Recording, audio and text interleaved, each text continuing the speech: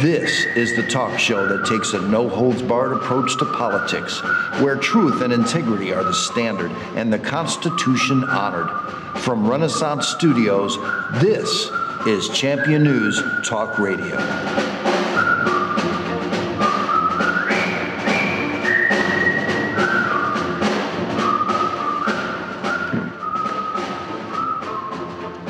Good morning and welcome to another great edition of Champion News Talk Radio, brought to you by championnews.net, your choice for the conservative voice. This is Carol Parisi. Today our founder, Jack Roeser, and myself have Lenny Jarrett. And who's our new friend here? Lenny Jarrett. Actually, Lenny's an old friend. I met Lenny hanging out on Rand Road. Yep, protesting Melissa Bean. Yes, Melissa Bean brought a lot of people together, didn't she, Lenny? Did. Yeah, in a war. Yes, yes. Well, And Lenny has done our website, Champion News, and our Family Taxpayer Foundation, and he's a whiz at making a good website. He's a professional. Well, Lenny is doing a lot of great things, and Michael Brown, our technical director here. I'm always here. Michael was at a town hall school board meeting with Lenny just very recently. Yeah, last Wednesday, yeah. Okay, and Lenny, you have quite a resume. Tell our listening audience a little bit about yourself and what you've done and actually what you're doing now. Okay. Well, to kind of get started, I grew up in Southern Virginia, actually, and helping out my grandfather's farm. So I learned hard work from an early age, working on his farm, helping with the crop, having to harvest the crops. He had pigs and cows, and so lots of work there. I went off to school, got a degree actually in mathematics with a concentration in computer science, and started working and actually came to Illinois in 2000 to work for Big Idea Productions, the maker of Veggie Tales. Yes. So, love Veggie Tales. It's great. It was fun. I loved their kid. My kids loved it, so I got a job there. So until they went bankrupt, unfortunately. Oh, did they? Yeah, really? they did. They got sold out, but they're still making videos. They moved. The company shrunk from 200 people to 20. So what are you doing? So I'm actually now running for state senate. I finally got heard this year. I've been politically active, helping get fiscal conservatives elected in Lake County to a lot of the local offices there.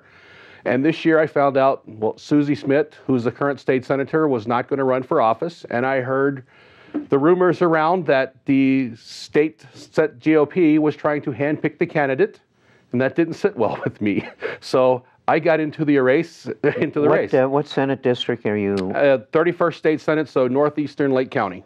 Northeastern Lake County. Right. Name the town. It's, Wadsworth, Grays Lake, Olive Round Lake, Third Lake, Gurney, Antioch, and Wentworth Harbor, Zion. So a lot of them. Round Lake sounds kind of innocent and all that, but that's been the scene of stormy politics for quite some time. Yes, and a school district or two that really takes some looking at. Yes, it does. Yeah, that's what got me started in doing political stuff was a referendum. I started digging into the local school district to see how they were spending money, and it's kind of snowballed since then.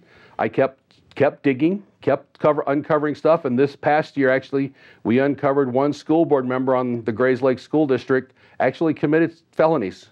At District 46? In District 46. We had a Champion News alert on that, and that was, it was a systematic problem. It is, what they were saying. and it is still systematic. They're still trying to sweep a lot of that under the rug, a lot of the ethical problems, trying to keep anybody from finding out about them. You know, in our Family Taxpayer Foundation, we've been for over 15 years digging into the salaries and pensions and the crooked things that are going on in the school districts. You know, this guy Retzko, a pal of Obama's, sold him the house, and there's been quite a bit of flow of money between those people in political stuff. But Retzko has gone to jail for the rotten political stuff he did with regard to one hospital that wasn't built. I'm predicting when Retzko finds out all that I know about the K-12 system and the rackets that go on, the feeding frenzies of everything that really fumbling bunch and that's educating our kids.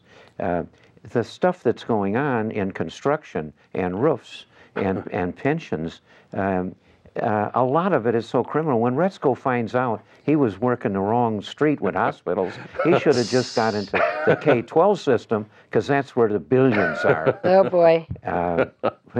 We've been investigating this for years, and a few other people are waking up to it. But the worst thing of all is it's not only the buildings that cost 2, 3, and 4 times too much, or the roofs that they fix that should be fixed for $5 or less, and they're getting fixed for $16 to $24. These guys are rampant with just hugely bad management, and it's resulting in all kinds of graft. I don't think the superintendents are involved in the graft. I think they're too damn stupid to know that the prices are too high. I have a very bad opinion of the management ability, that whole tribe. But that has what's busted the state of Illinois, is the unions and the crazy pensions have got us over $80 billion in hock.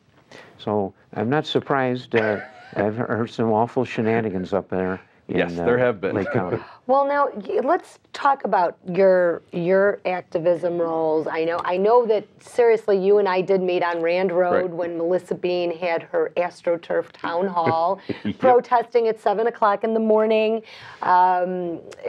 She never spoke to the folks. She always had these, by invitation and payment only to, pay to see your Congresswoman Day. And you were out holding a sign.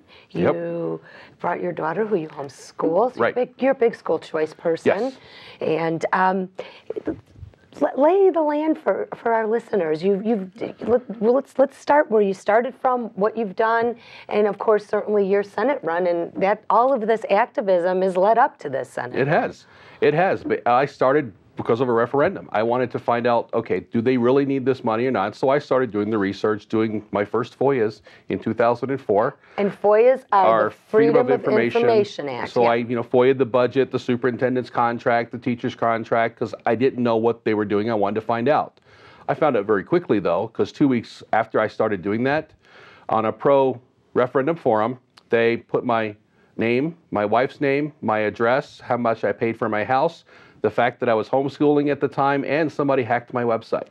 So I knew there was a problem, and I actually put myself through school working as a deputy sheriff in the jails in Virginia. So I don't take kindly to bullies.